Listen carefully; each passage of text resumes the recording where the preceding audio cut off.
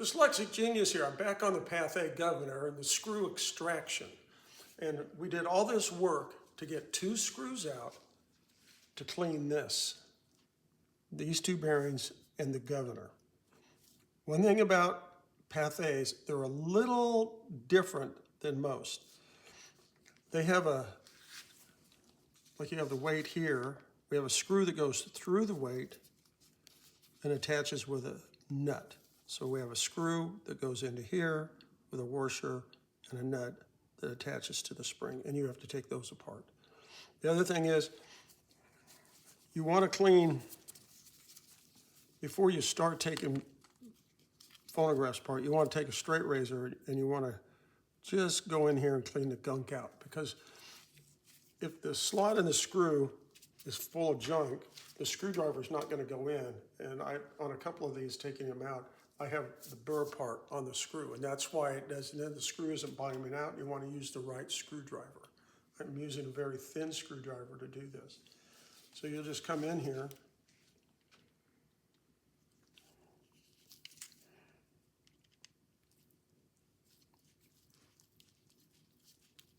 Take that one out. These have a square washer on them.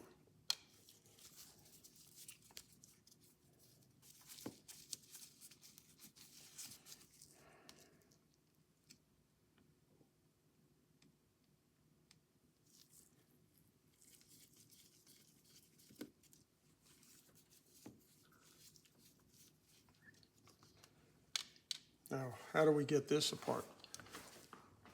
This thing has, what I use is this vise I got from Harbor Freight, this little 2 1/4 inch vise, but it has this like triangle piece in the middle, which will fit these little screws. So you just take this, open the vise up, get it in there, feel it,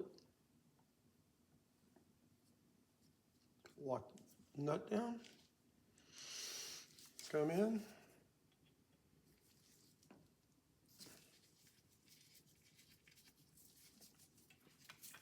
because you won't believe this, I don't have a little wrench to fit that little nut. I have them for Victor's, but not on a Pathe. That's how I take a Pathe apart. Anyway, just unscrew that. Make sure we get the washer and the nut off. Put all that in a little piece and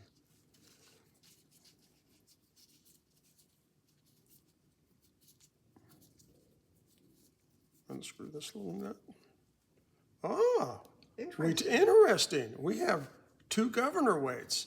No, I wouldn't, 2 governor springs. Oh, that's very interesting. This is why we take, oh, it's all double springed. Interesting. I didn't see that till we're really taking it apart. Interesting, they double springed it. So now what we're gonna do, we're gonna clean all this out. As of all governor rebuilds, we wanna polish out the running surface here, get rid of any burrs we have, clean everything, and then totally reassemble.